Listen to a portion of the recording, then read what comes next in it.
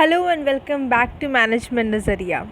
Today, in this video, we will discuss about McKinsey's 7S model. As you can see on your screens itself, 7S.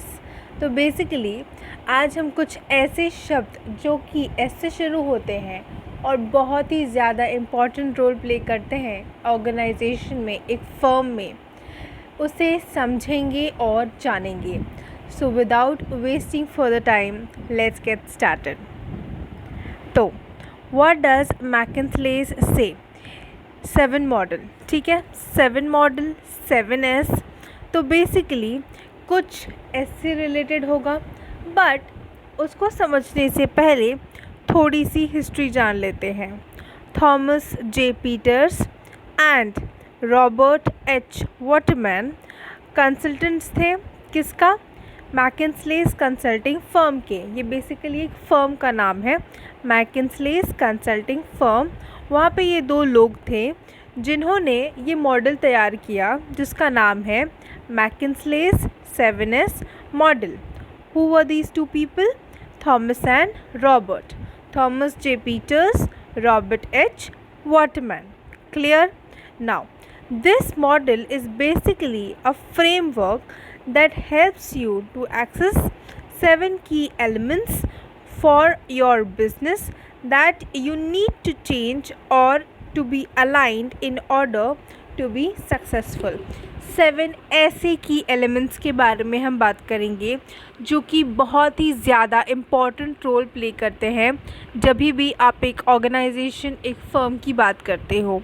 तो basically उसी 7S पे काम करके आप कैसे अपने ऑर्गेनाइजेशन के गोल्स अचीव कर सकते हो, कैसे उसे फर्श से अर्श तक लेके जा सकते हो, उसकी जर्नी समझेंगे. बेसिकली अपने ऑर्गेनाइजेशन को सक्सेसफुल कैसे बना सकते हो उसे समझेंगे.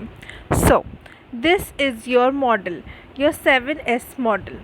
So the basic premise of 7S management is that there are 7 internal elements.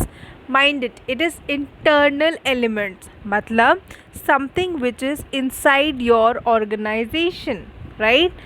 आपको बाहर जाके कस्टमर्स के साथ कुछ नहीं करना, क्लाइंट्स के साथ कुछ नहीं करना. These 7S is something going to be related to your inside elements, मतलब you employer employees, okay, elements of the organization aligned so it can be successful. ठीक है. Now these 7 elements are categorized into 2 formats, hard elements and soft elements. Before going into deep कि hard elements क्या होते हैं, soft elements क्या होते हैं, understand कि वो 7 elements क्या हैं. तो मैकिन्सेज 7S मॉडल में क्या होता है? पहले होता है आपका strategy, structure, system, shared value, style, staff, skill. Again repeat after me. Strategy, structure, system, shared value, style, staff, skill. Strategy, structure, system, shared value, style, staff, skill.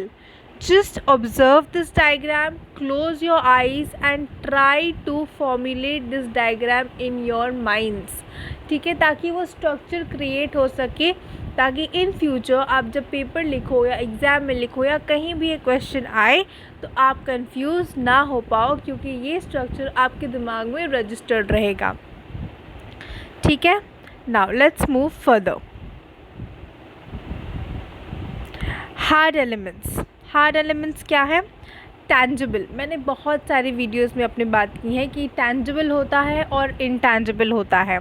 Tangible वो चीज़ें होती हैं जिसे आप टच फील कर सकते हो.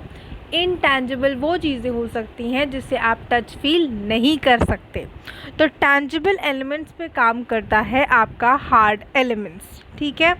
which is easy to identify and easier for the management to immediately influence it. जैसे कि स्ट्रक्चर क्या बनाया है आपने, स्ट्रैटेजी क्या है आपकी, statements, your corporate plans, organizational charts and other documents. Basically जिस चीज़ को आप तोड़ मरोड़ और बदल सकते हो उसे कहते हैं हार्ड एलिमेंट्स, राइट। नाउ जिसके अंदर आता है 3 S. What are the 3 S? That is basically your strategy, your structure and your system. Strategy, structure, system. Strategy is what? Basically the company's plan for its future goals. Then structure क्या है? Company का organisation कैसे है, how does it go with its reports, क्या structure है, किस तरीके से बनता है, कौन बनाता है, all those things come in to consideration. And system is basically क्या प्रोसीजर फॉलो होता है, किस तरीके के प्रोसेसेस होते हैं, रूटीन क्या है स्टाफ का, और what is the characteristics of the job which is been done. All these things fall into your systems. तो हार्ड एलिमेंट्स में क्या थे? Strategy, structure and system. Now let's move forward towards your soft elements. So soft elements are basically difficult to describe क्योंकि these are intangible in nature, because वहाँ पे आ जाती हैं चीज़ें like your staff capabilities, corporate values, the culture are continuously developing and changing. अब staff capabilities, हर इंसान की capability अलग होती है. कौन 100% दे रहा है, कौन 50% दे रहा है, कौन 20% दे रहा है. It is really difficult to figure out जब आप एक लार्ज ऑर्गेनाइजेशन में काम करते हो. सबके कॉर्पोरेट वैल्यूज़ अलग होते हैं, एथिक्स अलग होते हैं, क्योंकि ethics is something which is very personal, कि पर्सनली आपको क्या अच्छा, मतलब क्या सही और क्या गलत लगता है, उसे हम क्या कहते हैं? एथिक्स कहते हैं. वैल्यूज़ होती हैं, कुछ कल्चर होता है जो मेंटेन किया जाता है, जो कि कंटिन्यूसली चेंज हो रहा है, और इस रैपिड चेंज के अनुसार ऑर्गेनाइजेशन कितना खुद को उसके साथ लेके जा रहा है, that also plays a very important role. ठीक है. So adapting basically those dynamic changes is the game player over here. Now इसमें कौन से एस आते हैं? So there is shared values, style, staff, skills. Shared value, style, staff, skills. जहाँ पे shared values is basically the core values जो कि एक कॉर्पोरेट फर्म में सब फॉलो करते हैं. ठीक है. Work ethics basically of an every individual. Suppose discipline way में टाइमली वर्क करना, जितना भी टाइम फ्रेम दिया है उसके अंदर अपना काम कंप्लीट करना, those are your core values. Being answerable, being always there for your clients, those are your core values जिसके लिए वापस लोग आपके पास आएंगे. Then the style is basically the typical behavior pattern of the groups such as your managers या other professional.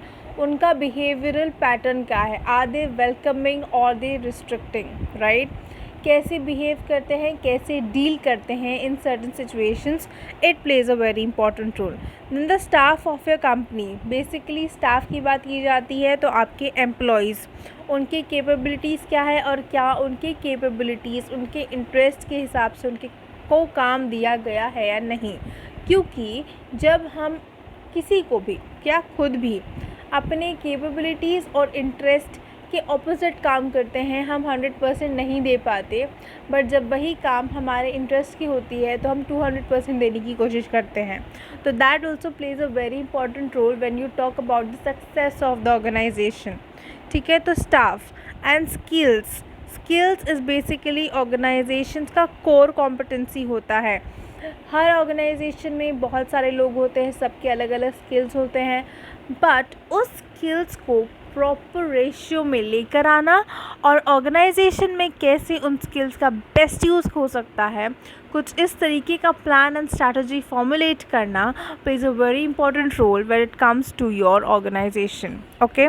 तो I hope कि आपको soft skills and hard skills, I mean soft and hard elements, क्या होते हैं McKinsey 7S model में समझ में आ गया होगा. कोई भी डाउट, क्वेरी, कुछ भी है, please do comment below in the comment section. Thanks for watching this video. Do like, share, comment, subscribe, and don't forget to sanitize. Never stop thinking and keep innovating.